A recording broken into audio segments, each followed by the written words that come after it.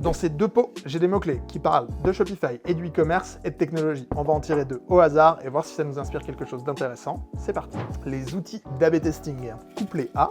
le prototypage. Voilà, ça c'est bien. Derrière ces deux mots-clés, ce qui se cache finalement, c'est comment est-ce qu'on peut piloter aujourd'hui de manière efficace une stratégie d'A/B test. Parce que quand on parle d'un A/B test, on parle de présenter une version A à une certaine partie des visiteurs et une version B à une autre partie pour comparer celle qui va fonctionner le mieux sur le plan de la conversion. Le problème de ce genre de méthode, c'est que ça implique de développer une version B qui, si elle n'est pas gagnante, va finir à la poubelle. L'idée d'une bonne stratégie d'A/B test, ça va être de valider des hypothèses, quitte à ne pas être optimales dans leur implémentation, et donc de passer par une phase de prototype. L'enjeu, c'est de pouvoir aller assez vite sur l'implémentation pour ne pas dépenser trop d'argent et de temps en développement, et pouvoir confronter rapidement notre hypothèse au marché. Pour ça, il y a plein de solutions qui existent, mais souvent, c'est du cas par cas. Et vous allez avoir besoin d'une équipe technique agile et réactive qui comprend comment piloter une stratégie d'A/B test et qui sait comment l'implémenter dans le réel. Sur Internet, vous allez trouver plein de contenus théoriques sur le sujet de l'A/B test, mais dans les faits, la pratique nous montre que c'est souvent beaucoup de débrouillardise et de créativité qui sont nécessaires pour mener une stratégie efficace sans faire exploser le temps et le coût de développement. Et ça tombe bien, parce que c'est exactement ce qu'on fait pour nos clients. Pourquoi je suis vendeur de téléachat tout à coup? Et ça tombe bien, parce qu'aujourd'hui, grâce à notre super aspirateur Aspire 3000, et ça, c'est précisément ce qu'on fait avec nos clients chez Logos. C'est en partie grâce à ça que l'année dernière, les marchands qu'on accompagne ont généré plus de 40 millions d'euros de chiffre d'affaires cumulé avec leur boutique Shopify. Et si ça t'intéresse, tu peux me contacter directement sur LinkedIn pour en discuter. Et en attendant, tu peux t'abonner à ce compte parce qu'on publie 2 vidéos par semaine qui parlent de Shopify et de e-commerce. Ce serait dommage de rater la suite. Alors moi, je te dis à bientôt pour une prochaine